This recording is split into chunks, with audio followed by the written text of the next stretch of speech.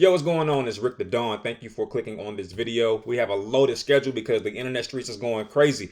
We're going to talk about Allen Iverson, who just turned 50 years old. We're going to talk about R. Kelly, who's facing some real serious things behind bars. We're going to talk about Kamala Harris and her 2028 presidential run is coming. And of course, we're going to talk about the LA deportation efforts that's going on because there's a lot happening out there.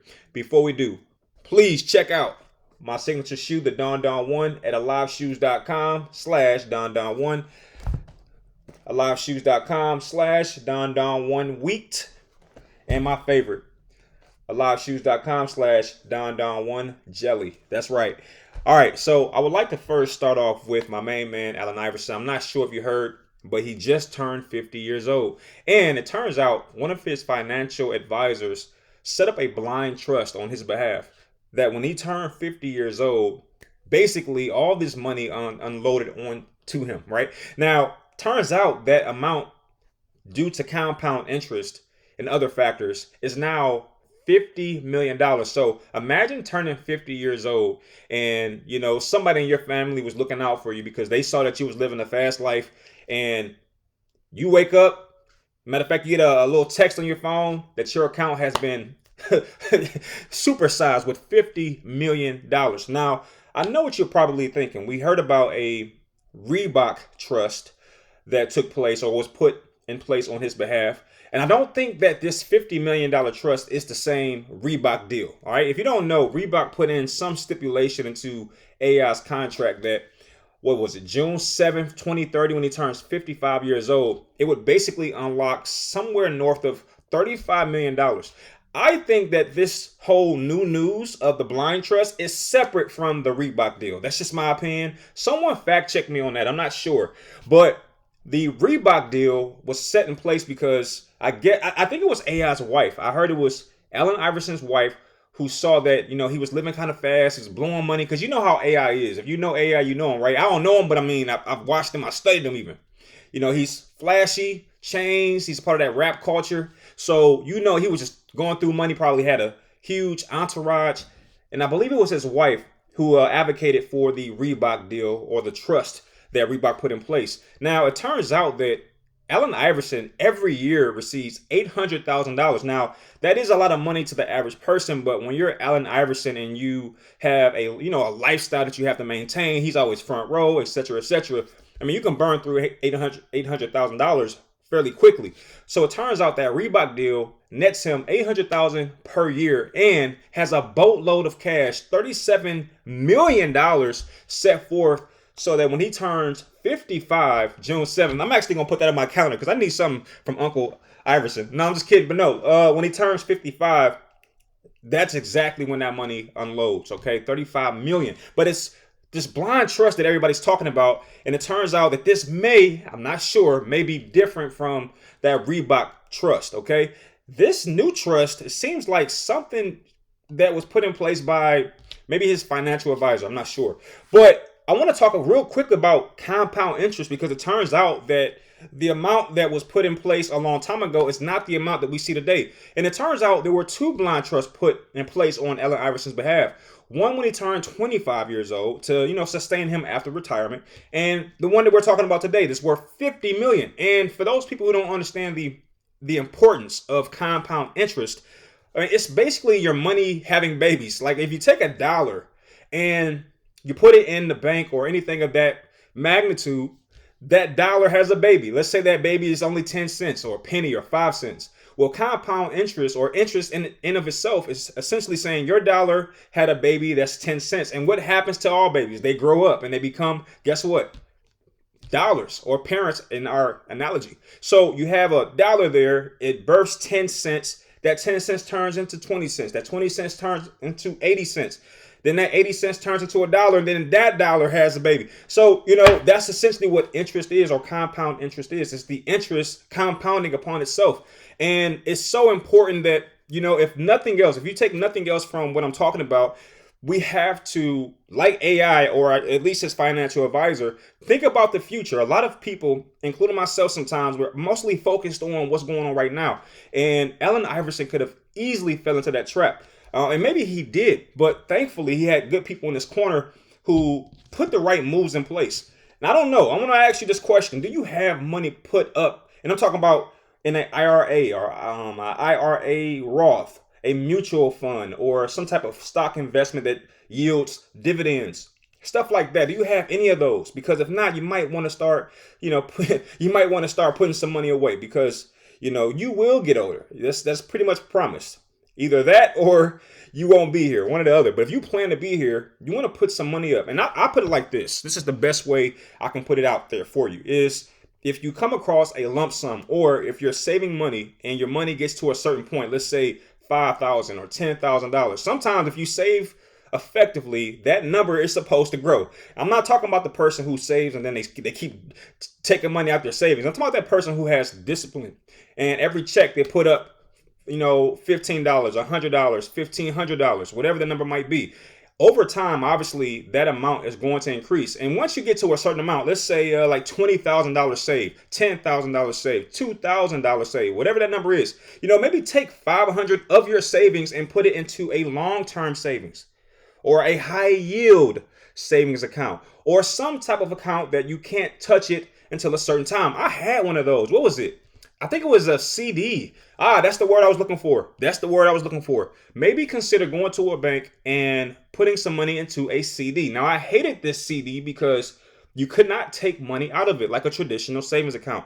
But one thing that it did do is it protected my money long term. This is very different from an investment account because when you're investing in the stock market, you know what happens? You have the potential of incurring risk. You have risk involved. There's risk involved. You can lose a lot of money. You can lose all your money. But a CD or a high yield savings account allows your money to be basically safe from the stock market, from fluctuations in the world. Is safe. The only downside is you can't touch it. And sometimes even with a CD, the amounts that you see over time can be kind of slow. So if you like fast money, obviously this doesn't speak to you. But man, shout out to Allen Iverson. I'm just super happy for him. Now, I want to now talk about R. Kelly. Let me tell you, man, it's been bittersweet. And I'm not sure if that's the word I want to use, but on one hand, I really miss his music. I miss his presence. On the other hand, if he is truly guilty of some of the stuff that they're saying he's guilty of, and I'm assuming he is because he's in jail. You can't go to jail for fake evidence. Obviously, the evidence presented was strong enough to land him in jail. Nevertheless, it's just difficult to see this because, again, we all at one point or another really bonded with R. Kelly musically. But here's a crazy thing that's going on. It turns out, now you got to follow me on this one because it's kind of crazy, but it turns out that someone within the Aryan Brotherhood was hired to kill R. Kelly, allegedly. I got to throw that in there. So let me play out the whole movie for you. It turns out that R. Kelly and his lawyer were about to make a lot of fuss, a lot of noise against the jail officials that he's being, guarded by. And if I'm not mistaken, R. Kelly is now in North Carolina. He's in a jail in North Carolina, a federal jail.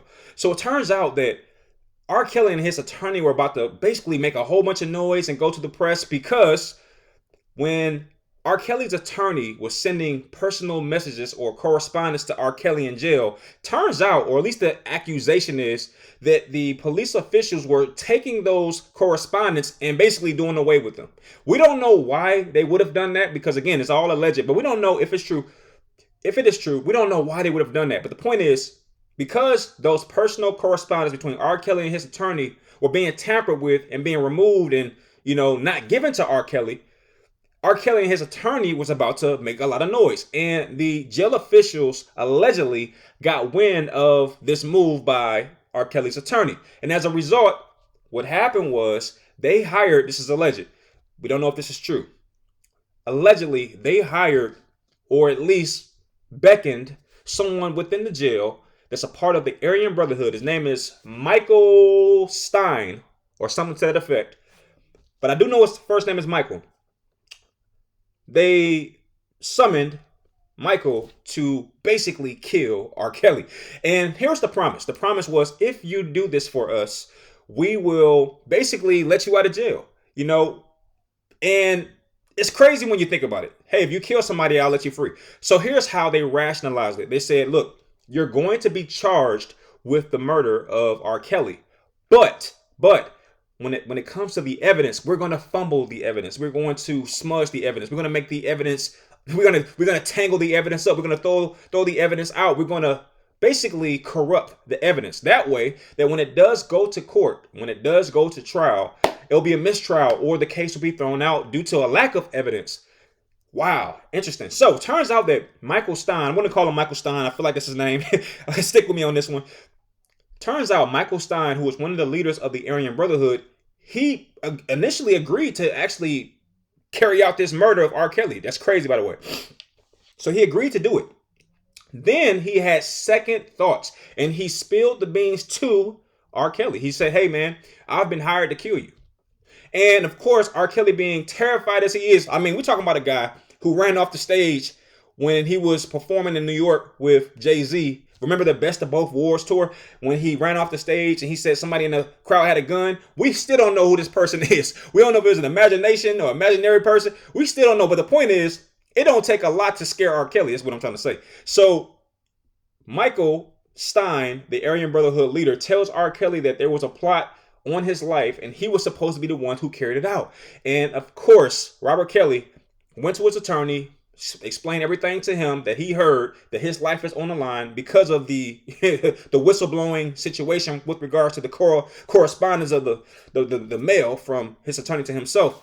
This caused them to now ask for early release. There you go. It's all coming back to me. So R. Kelly, or I should say his attorney on his behalf, is asking the judge to allow him to be free from the federal facility that he's in as a result of threats upon his life. Now, this is where you think it ends, but it gets crazier because apparently even the person who, Michael Stein, even the person who was hired to kill R. Kelly is in danger because allegedly the operatives or the officials at the federal institution in North Carolina have hired, or at least attempted to hire, a second Aryan Brotherhood member to kill not only R. Kelly, but also Michael. So essentially what they're doing is they're trying to get rid of all the evidence. They're trying to get rid of R. Kelly. They're trying to get rid of Michael Stein, who's obviously telling all these secrets. And by doing so, they would basically send everything to the grave. Michael, R. Kelly, and this whole little situation that was supposed to originally transpire when R. Kelly was going to bring it to the public. Like, hey, I'm not getting my letters from my attorney because these officials here in North Carolina's facility, they're tampering with the mail or what have you. So that's kind of crazy when you think about it. And essentially, R. Kelly is asking if he can serve out the rest of his sentence. What is it? A temporary furlough? I think that's what they might term it. I'm not exactly sure. But I do know that he's trying to complete his term or go through this whole jail process from home. He wants home detention. And what do you think about that? Is that it? Is that the move? He wants to be removed from the federal facility, obviously out of fear for his life, and he wants to serve out his sentence, at least temporarily, from home. What's your thoughts on that? Now, for me, I had a lot of thoughts about this. I said to myself, is this really what's going on? I mean, if you follow the trail, it just seems a little ridiculous. Okay, listen, R. Kelly is not getting his mail, so he plans to go public, or at least his attorney plans to go public about why he's not getting his mail. The officials hear about it. They said, we got to get rid of this guy because it's going to put a bad light on us. And talk about a overreaction. So the officials hire a Aryan Brotherhood member to kill R. Kelly, which is crazy. All right. The Aryan Brotherhood member accepts the job, but then reneges on the job, tells R. Kelly. R. Kelly tells his attorney, and now they're asking if he can be released. Upon asking to be released, the officials doubled down on this bad decision to hire a second Aryan Brotherhood member to kill both Michael and R. Kelly. Look, man, I don't believe this. But I will say this. This is a really solid attorney work because it's muddying up the waters. And, when there's nothing happening, you have to create something. It wouldn't surprise me if what actually happened was way less intense. Perhaps maybe one letter or a couple letters might have been mishandled. I mean, I'm sure that R. Kelly gets tons of mail. He gets fan mail. I'm sure it's not impossible that something like that could have happened. And as such, if I'm an attorney, any wrongdoing on the part of officials, I'm going to use it to my advantage. I'm going to use it as leverage. And as far as the whole Aryan Brotherhood thing, I'm gonna tell you what really does not make sense to me. Why would he admit to being hired by officials? Like, what does he stand to gain? And also, why would officials want to use a Aryan Brotherhood member to off R. Kelly? Well, I get why they would want to do that if it's all true, but what I don't understand is, why would you sign up for that job? Okay, yes, you kill R. Kelly and they tamper with the evidence, but at the same time, I'm sure there's a member who, before they let you off to the public, before they release you to the public from jail, they have to go over a docket which shows how you've been, behaving in the facility. And I'm telling you right now, it's going to be very difficult for me if I'm the person who signs off on releasing an inmate back into the public. If I see this big old murder conspiracy on your file, I don't know if I'm going to release you. I'm not sure I'm going to release you back to the public. And no one can predict the future. How do you know that you're going to be acquitted just because the evidence has been fudged? How do you know they're going to actually fudge the evidence? Because, I mean, it's your word against the officials. Who are they going to believe? And if the officials are so terrified of this whole male mishandling that they'll hire a Aryan Brotherhood member to off R. Kelly of all people, what makes you think that they're going to take the risk on a inmate and hiring an inmate who kills R. Kelly? What makes you think they're going to take the chance of this blowing up in their face? Okay, let's say they hire you to kill R. Kelly, you actually do it, and then you get turned against the officials, and now you're saying the officials hired me to do it. What makes you think they're going to take the chances of all that happening? I mean, yeah, this is craziness, man. And, what makes it plausible, and again, I think this is great attorney work, is that this has happened before. You probably heard, you probably didn't hear. R. Kelly was attacked, knife attack, not long ago. It wasn't that long ago. It was like last April. He was attacked, and the person who attacked R. Kelly, I think he tried to stab him, or he did stab him. He said that he was hired by the government. I was like, whoa, why? So look, man, that's what's happening on the surface. But what I think is truly happening is R. Kelly, they're trying to silence him. Look, the reason R. Kelly has to be in jail is because he reneged on his contract. I'm talking about his contract with the elites, right? You call them the Illuminati, whatever you want to call them. Look, you don't get to such a high tier within the music industry without a lot of bad stuff happening. And it turns out, because R. Kelly is really, his roots, his foundation is in the church. So that's always going to be there.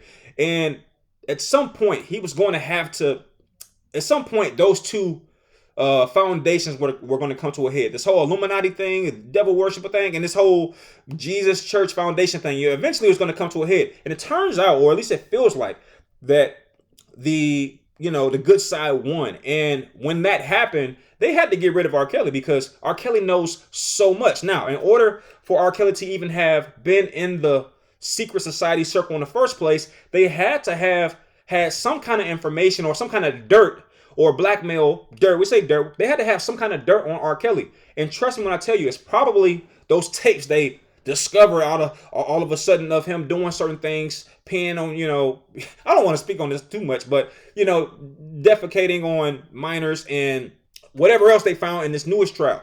So, look, that was his blackmail. And when he decided to renege on his contract against the Illuminati, the elites, trust me, that's where all those tapes came from. All right? Trust me. Because, those tapes had to be ancient. Where did they come from? Who put them out there? It's just how the game goes when you decide to take that contract with the devil. I'm sorry. And the only way to avoid it is just not to do it at all. Look, you don't think I could be famous by now? I've been put in situations where I could have, advanced my career the wrong way. But look, I've made it very clear. I hate Satan, like with a burning passion, which is really ironic. But I hate him so much. And they already knew, let's not bring him into the meeting because he's not going to accept. That's what I think is happening with R. Kelly. He knows too much, and he's already been placed in jail, which means he's probably angry. And if you're the elites, you're afraid that he's going to talk. You're afraid that at any moment he's going to get desperate and he's going to start saying things. And when that happens, we got a lot of problems. It's kind of like the Jeff Epstein situation. Like, I don't think for a second that he actually died from hanging himself in jail. I think at the end of the day, he had access to too many skeletons, too many keys, too much information, and they had to get rid of him. This is exactly what I think is happening with R. Kelly. I think they're just trying to get rid of him. And you know what? If I'm a judge, I got to make a decision on that. But, I don't know, bro. I don't know. That's crazy. It's a lot. All right, next, I want to talk about Kamala Harris. Now, look, Kamala Harris lost by a landslide against Donald Trump in 2024. And there's a lot of talk about whether or not that was an authentic win. To me, something just was a little off, especially when you saw how the president and Elon Musk started to become the best of friends right afterwards. And Elon Musk has already gone on record. I'm not saying anything that's not already public, okay? Elon Musk has already gone on record as saying that Donald Trump would not have won the election without him. Now, you can speculate for hours, for days on what the heck that means. But most people are essentially saying that Elon Musk did something with all the tech that he has. I mean, I just saw yesterday, this guy's worth like $400 billion. Do you know how much money? I don't even know how much money it is. I can't even ask you because I don't know how much money that is. It's like, how do you count to 400 billion? Like, seriously, who's holding his money? Like, what bank account?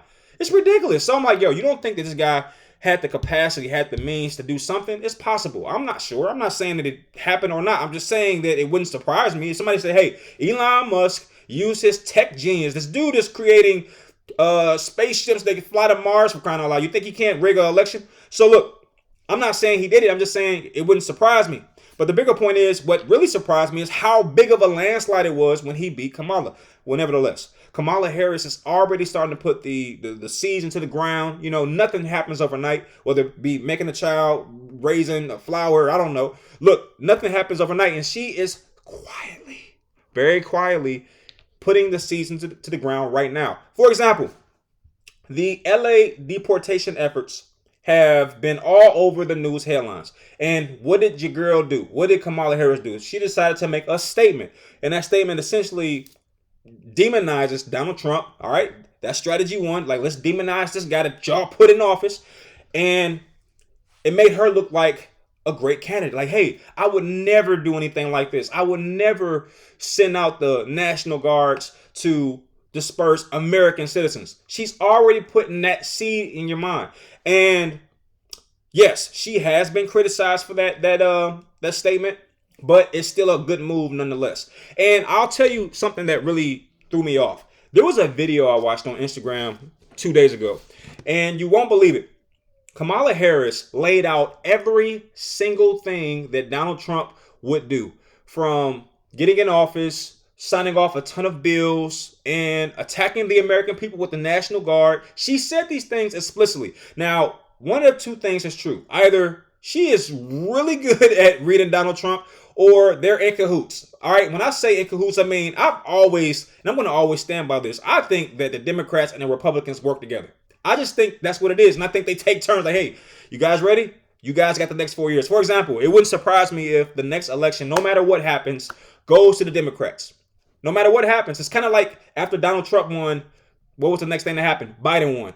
And then Donald Trump came back. It wouldn't surprise me if this was all laid out. It's probably on some little sheet of paper that's kept inside of a safe, kept inside of another safe. Look, it wouldn't surprise me.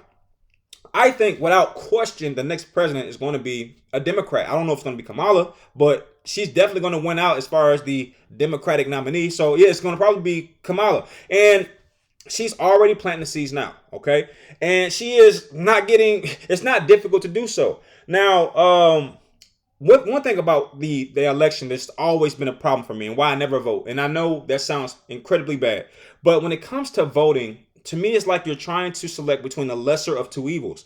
And I'm going to tell you the way I've summed it up. And you're going to agree or you're going to disagree. It depends on who you are and how you see the world. For me, it's very difficult to pick between the devil and Satan. That's kind of what it is and what it feels like to me when I'm picking political candidates or trying to pick one winner out of these two people. All right, either you pick the Republicans and you get this. You get racism. You get Donald Trump's. You get this blind leadership that's all about, self-preservation and preservation of the rich. I mean, who wants that? Who wants a president who incites racism and racist people? And don't give me the whole Donald Trump is not racist. I don't think he's a criminal racist, and I think there's a difference. There's a criminal racist, and then there's a racist. A criminal racist is someone who acts out their racism using criminal behavior. And maybe Donald Trump is a criminal racist. But nevertheless, he was acquitted, right? Was he acquitted? He was acquitted, right? He didn't go to jail for that. Right. So so legally speaking, he's not a criminal racist. A regular racist is somebody who just wants their race to dominate. I would probably categorize as one of those, right? I want black people to dominate everything.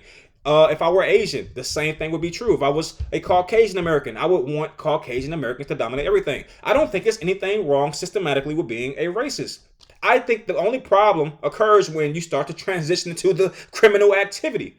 All right, when you start hurting kids that's wearing a hood and you're doing neighborhood watch, nobody hired you, and a kid is just trying to go to 7-Eleven and get some Skittles. I think that's, and you end up shooting them, and then you try to sell the gun up. Like, I think that's when you cross the line, all right? But fundamentally speaking, I don't think being a racist is bad. I think everybody's a racist genetically. I think everyone's a racist naturally, okay? I don't know any white person like, hey, I really want black people to dominate everything. And I don't know any black person like, hey, I really want white people to dominate everything. As far as I can tell, every race wants their race to be as superior as possible. In a perfect world, all races would do well.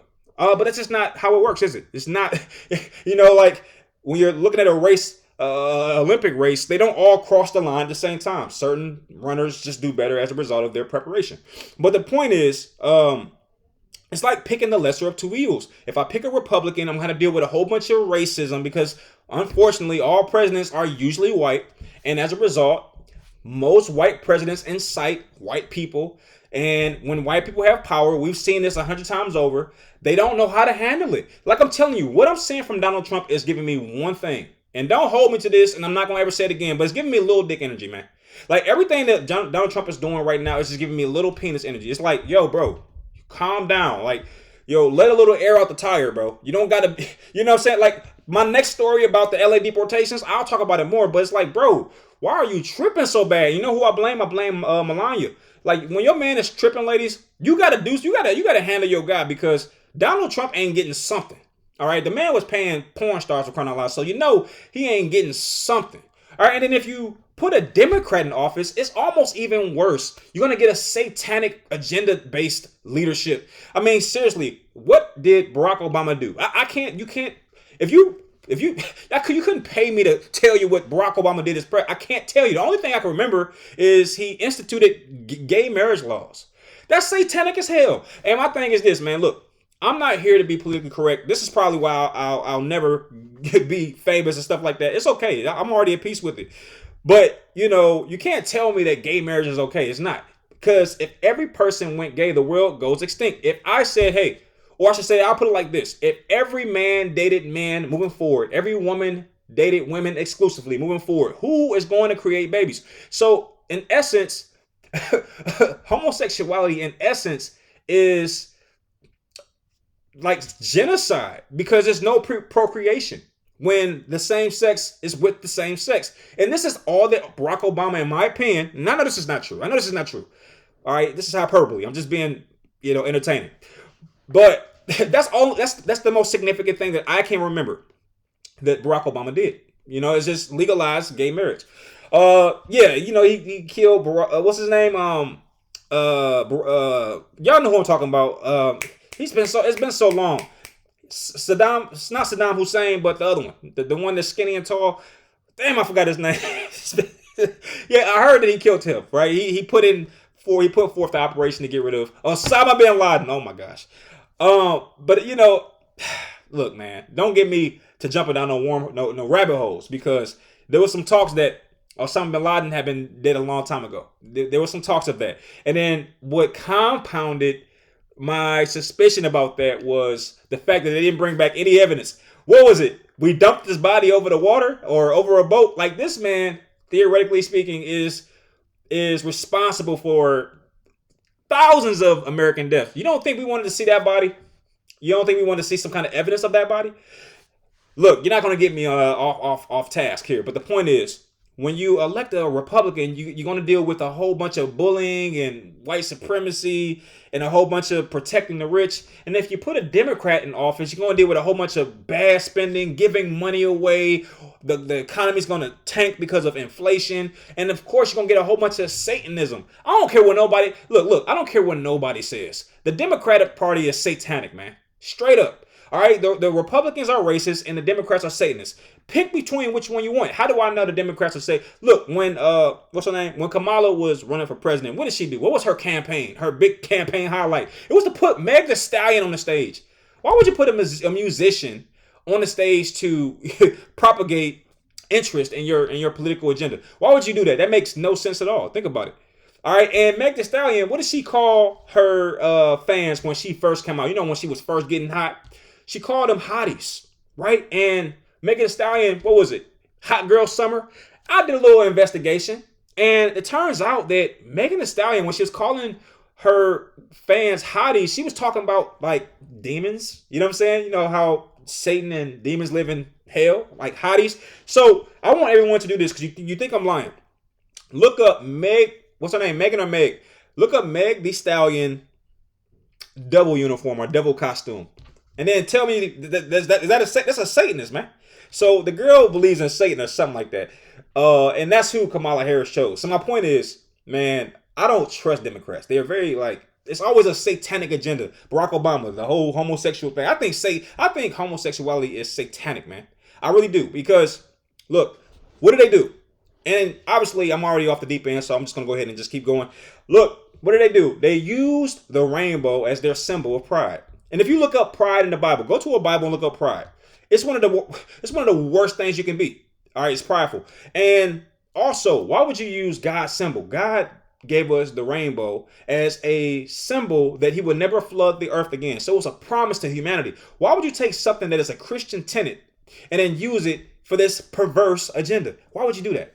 Because you're a Satanist. So Barack Obama made it okay to be satanically conjoined. Look, to be married is holy matrimony. It's between a man, a woman, and God. Facts, right?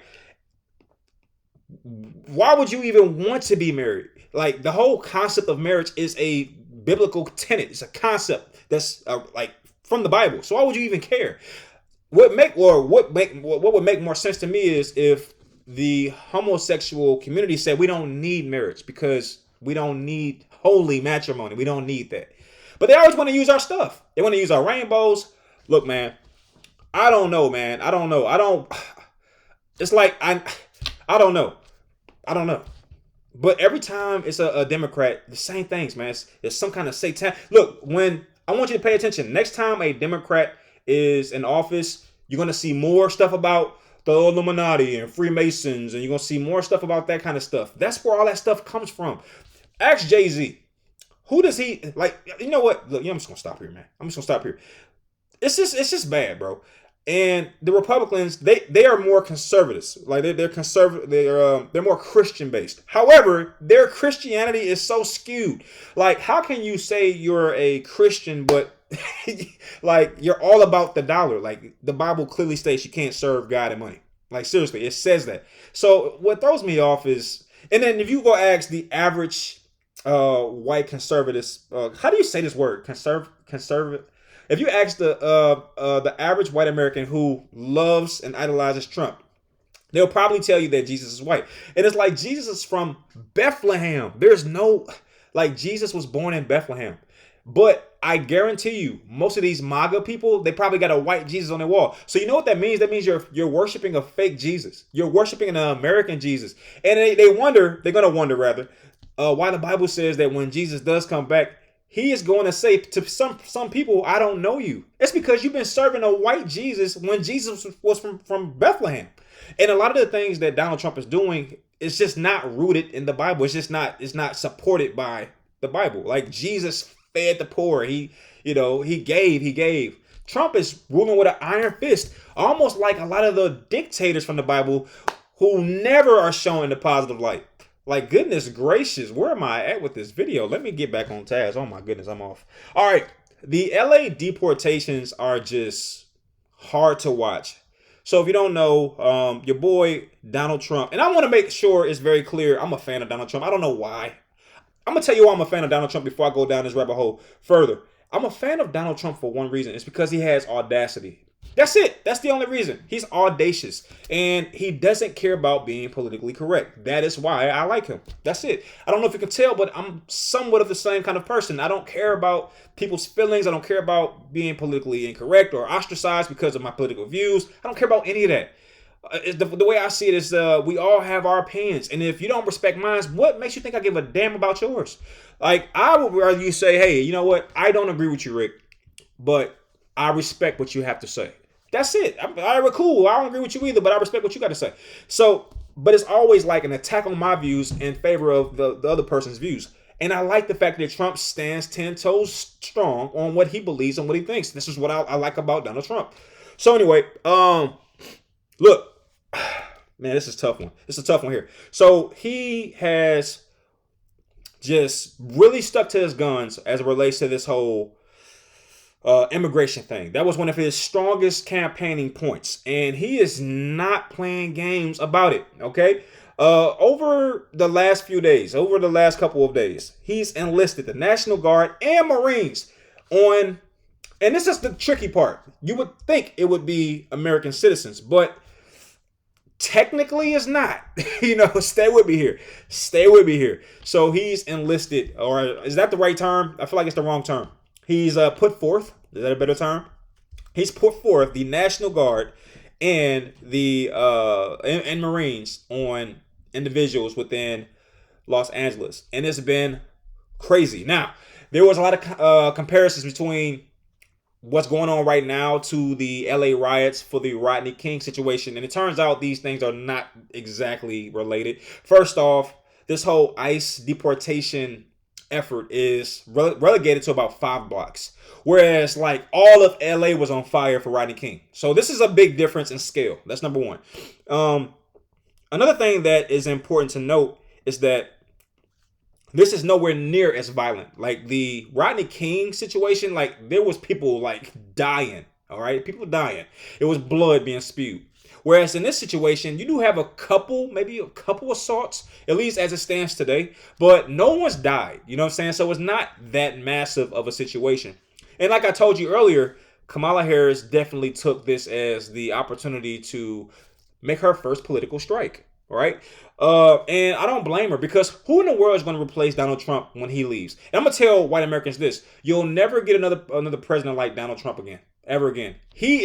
Unfortunately, he's abusing his power. The reason we'll get another black president is because Barack Obama didn't abuse things. Like if I became the president, I'm going to do what Donald Trump is doing. I'm going to have audacity. I'm going to stand 10 toes strong.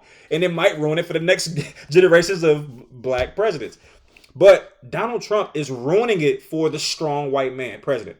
The next white president, he's going to have to play by the rules. I can see some of Trump's like immediates, the people who support Trump, like what was his name, JD Vance. I can see them trying to emulate Trump, but they'll never be able to duplicate this level of white strength. Let me just tell you, I'm gonna say it right now, I'm not afraid to give the white race credit. Man, Donald Trump is a bad mo-effer, bro. And look, I understand how polarizing that statement is, but I'm someone who looks at things objectively, right? Like, for example, I don't think all black people are good people at all. I think some of them are terrible. In fact, I don't even care about color. When it comes to me and my politics, as far as people are concerned, I'm only concerned with one of two things. Are you a good person or are you a bad person? That is how I decide who I like. I don't care about your color. You can be black as tar, but if you're evil, get away from me as far as possible. All right, if you're black and you don't know how to read, you're ghetto, and you every word is a cuss word, please go over there to the rapper section. That's a joke. That's a joke. And look, you can be as white as a freaking cucumber, which I get it. Albino cucumber. If you a God-fearing person and you live your life and you're just trying to be a positive person, I love you. Join us over here in the watermelon. Listen, but no, listen. I don't care about color. This is all about the contents of a person's character. There will never be another Donald Trump ever again. Okay, because he's just destroying it for everybody. There was a lawsuit even filed against Donald Trump. That is how terrible of a situation that's going down in LA right now.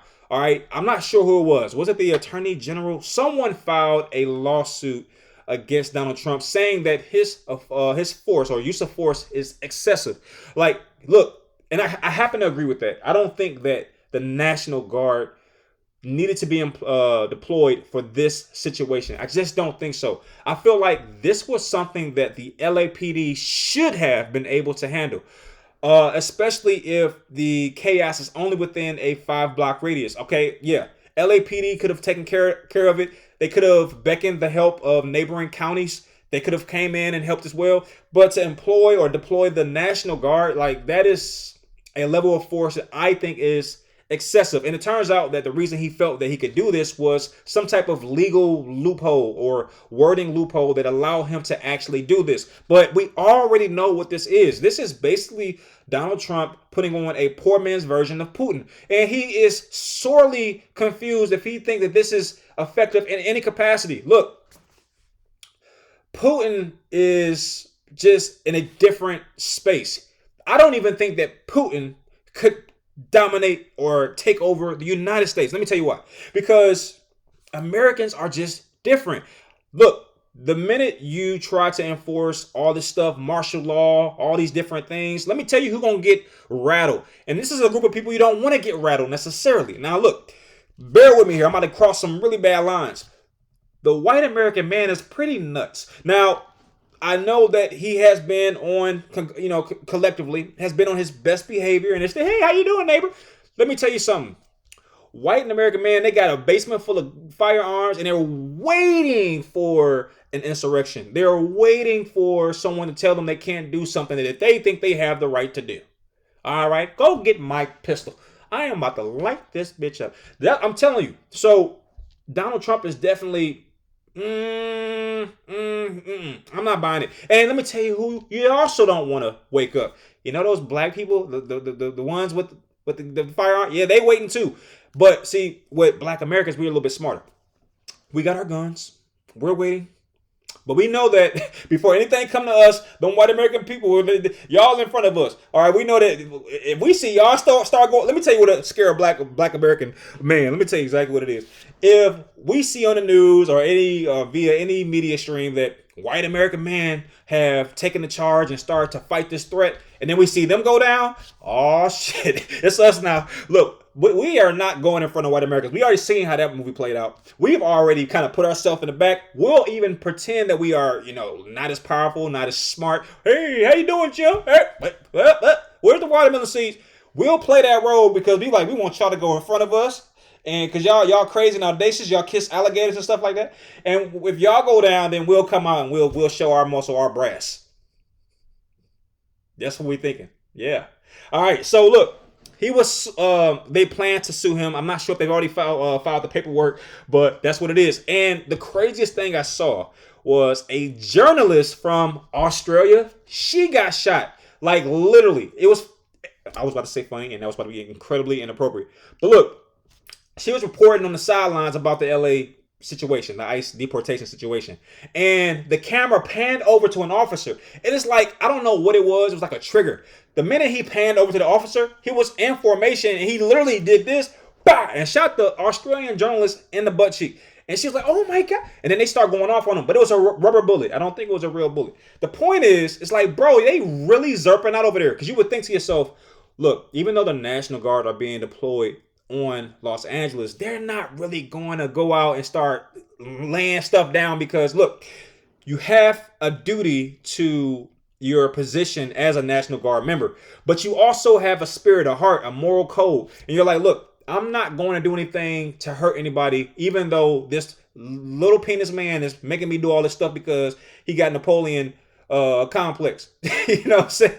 So look, I'm not going to hurt anybody for real, but I'm going to do my job so I don't get locked up or I don't get dishonorably discharged, etc., etc. But in this case, homie was all about it. I don't know what make him shoot a female like that. She was definitely no threat to anybody. And I look at the race. I slowed it down. I think he was Latino, by the way. Yeah, I just thought that was crazy. I didn't think that was going to happen.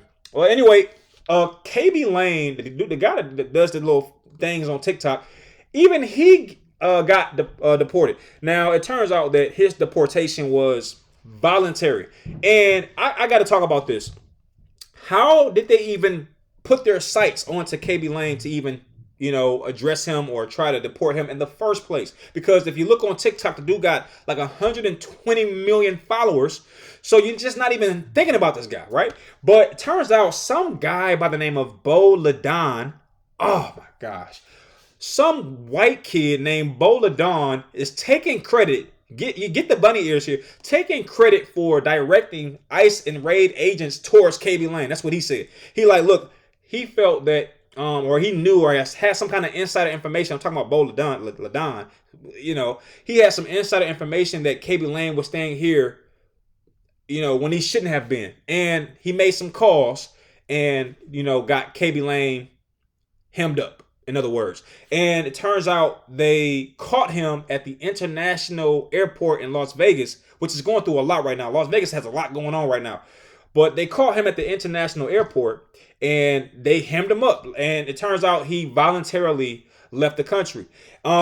Why did he even get hemmed up in the first place? How was he here? Turns out he was here on a visa that had expired. And, when your visa expires, you're supposed to go back to your country. But he was staying here illegally. And that's essentially what happened. But they would have never even known this was a problem in terms of KB Lane if it wasn't for Bo Ladon. Now, go Google Bo Ladon. I'm going to spell his last name for you. Loudon. Now, tell me what that little boy looked like. Man, I was like, as soon as I saw a picture of this guy, I was like, man, where did they get this little nerd from? I can't tell you. I was just like, man, this is like a straight ass kisser. That's the best I can like a straight up ass kisser. A Trump ass kisser to be exact. Like, I'm pretty sure if you zoom in on his lips is orange. Ridiculous. But it doesn't stop there. Turns out that they're having some type of army parade in DC. And your boy Trump is already tripping.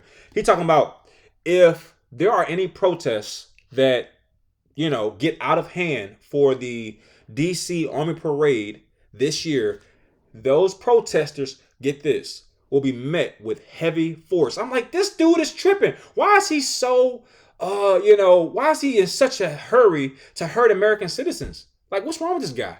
And look, this is coming from somebody who actually likes Donald Trump. I like Donald Trump. But I can't fake it.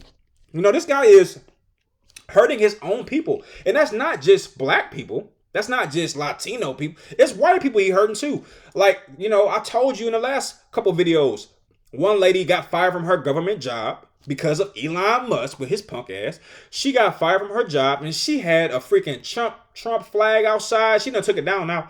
She had a Trump flag outside. Like, he's hurting his own people. Like, and what's crazy to me is you got some Trump supporters who see he's hurting his own people and you still support him. That's crazy. That's called love, man.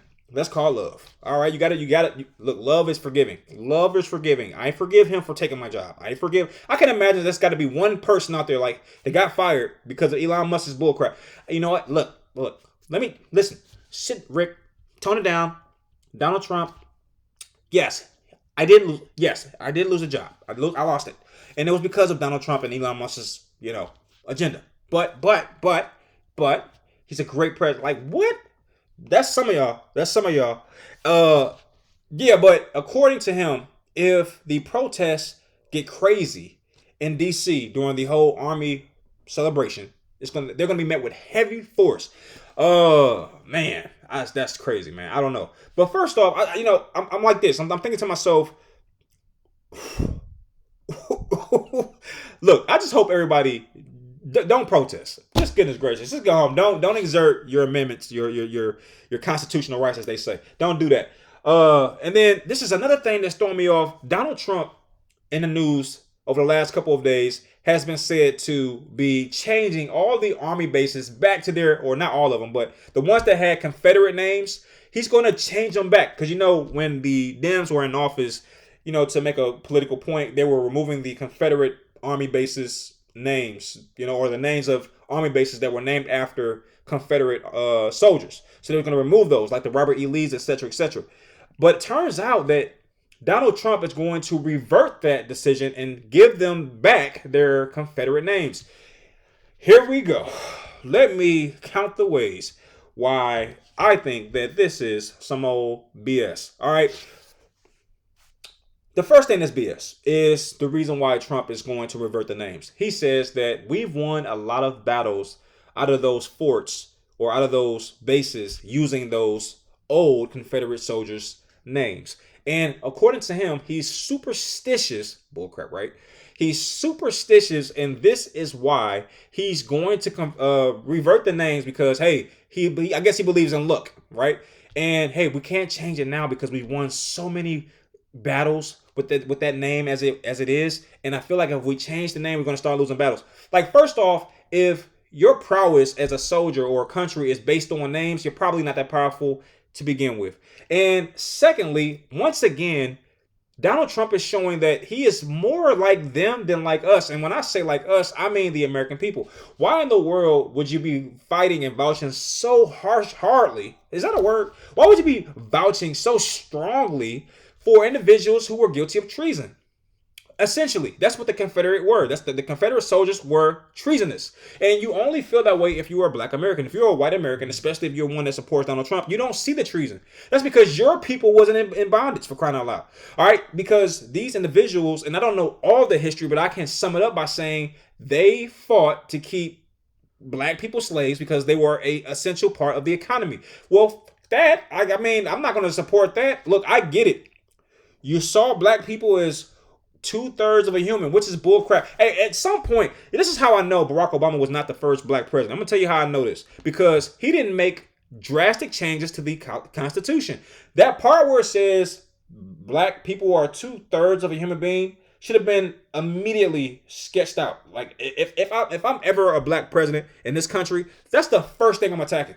Get rid of that whole 2/3 bullcrap, because that's been the reason why some of these cops who've killed innocent black people in the past, that's why they keep getting off, because it's like equivalent to killing a dog. And speaking of a dog, did you see how a lot of white Americans reacted to Michael Vick when there was a whole dog fighting scandal going on? Those same people were silent when black people were shot down. And you know what? It's just bullcrap.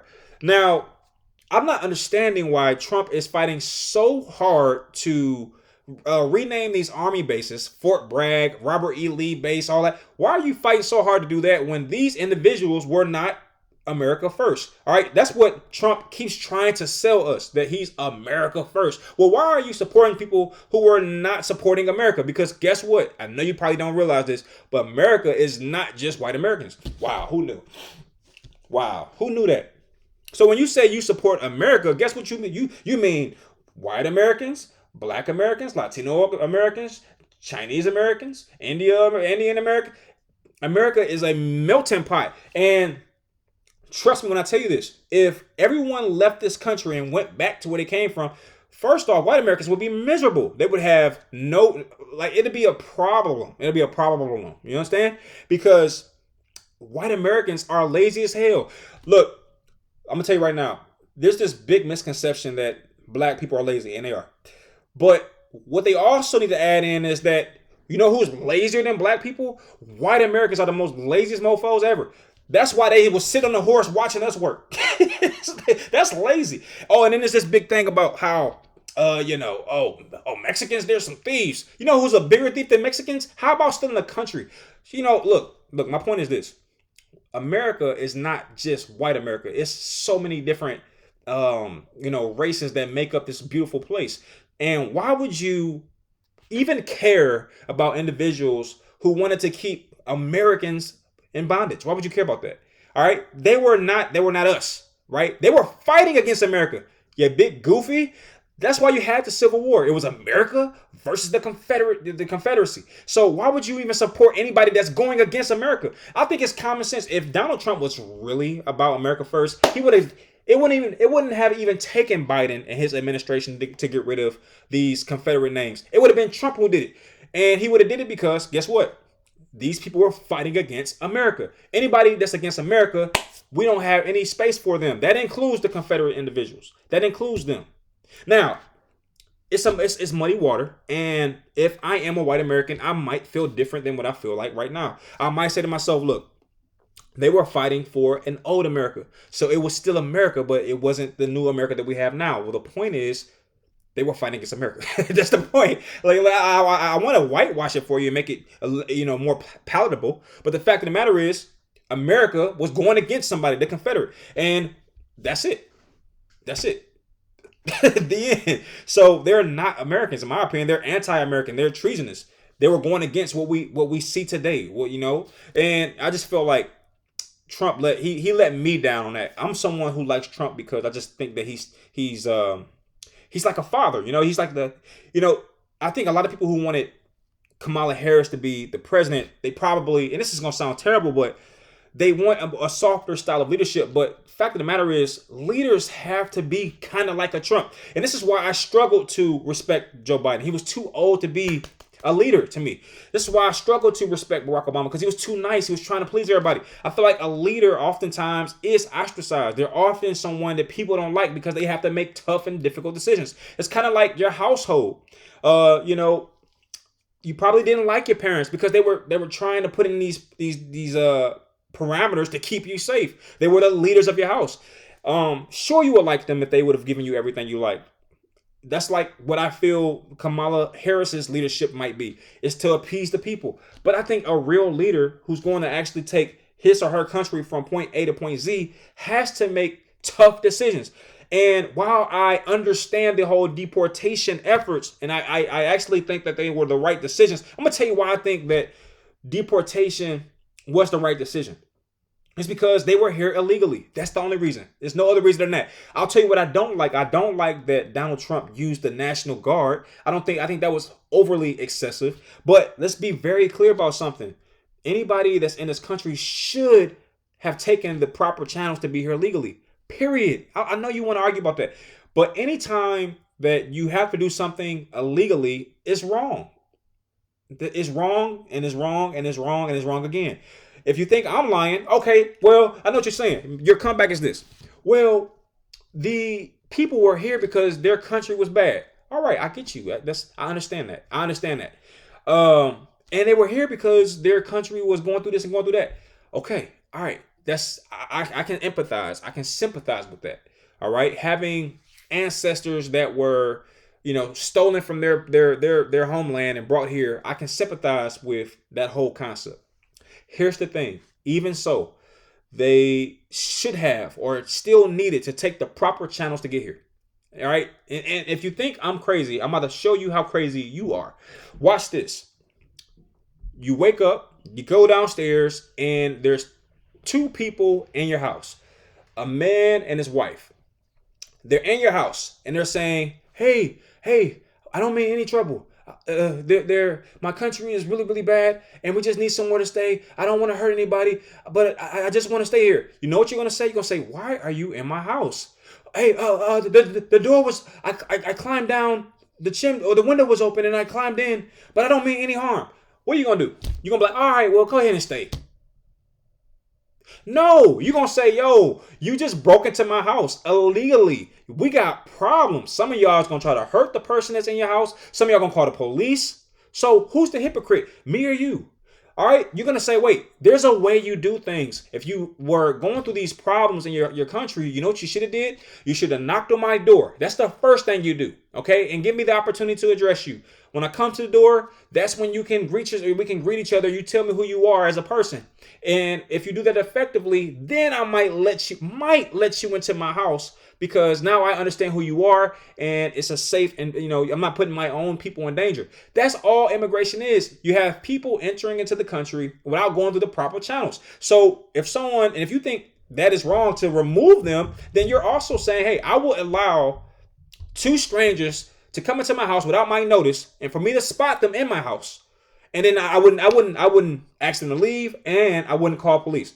You got to be bull crapping right now. You know you would. And if you would do that, that means you support Donald Trump's actions. You just, and what it is it's not what you do, it's how you do it. So what he's doing is correct. And I don't even want to say getting rid, because these are human beings, but he's correcting a incorrection, right? He's having people take the proper channels. And unfortunately, he's not really doing that. He's removing people and saying good riddance. But the right decision would have been to say, hey, we don't want to, put you back in harm's way. We understand you have family here. Have some compassion, right? But hey, there's a certain way that you do this. So this is what we're going to do. I realize that it's you and your family here, your husband, you, the wife, and 3 kids. So what's going to happen is we're going to send the father back home to begin the process of legally bringing you and your children here as long as you have no criminal record. And while that's happening, we've built a place, or we're going to ask you to stay in a certain area to make sure that this process sees its way through. In the event that your husband is not able to do that, you will have to go back. But we're going to give you the benefit of the doubt, realizing that you've already, put things in place here. We're going to send the father back to the homeland to get things in order. Or you've already, as a administration, created a a system to deal with the situation. Meaning, you find these people that are here illegally and say, hey, we understand that you're here illegally. We're going to send you back home. But we've created a 3-step program to make sure you're back within 6 months if everything is clean. There you go. All right. You've just created an expedited process to get these people back into the country safely. Okay. Safely. That process would have been set up. And the only way you can even get back within those 6 months is if we do a extensive background check to make sure you are who you are, make sure that you have no criminal background. And if that's the case, we'll gladly welcome you here, especially since you were doing things to help the economy. You were doing things to help your community. We don't want to penalize you, but there is a thing called order, and I'm a big believer in order, period. Like if I wanted to go to Poland right now and I just snuck in, I should be sent back to the United States. Seriously. Even if as a Black American, I wanted to go back to Africa, as some people would say, I want to go back to Africa. They have systems and orders and rules and laws in place. I can't just go back to Africa. Hey, I'm back to my people. Like, no, you got to go. It's rules, brother. And it's such thing as, the laws of the land. You might not agree with them. There's a lot of things I don't agree with, but there's a such thing called the laws of the land. And if you're in the country illegally, you have to follow the laws of the land. Period. That's it. And this is why I don't support Donald Trump's efforts, but I do support his intent. It's a big difference. I understand what he's trying to do. He's trying to make sure that, certain jobs and opportunities are not taken away from the American people. But then he goes back and he names all these army bases after people who are against Americans. Hey, man, Donald Trump needs to sit the hell down. And I blame Melania, too. It's her fault because he's tripping.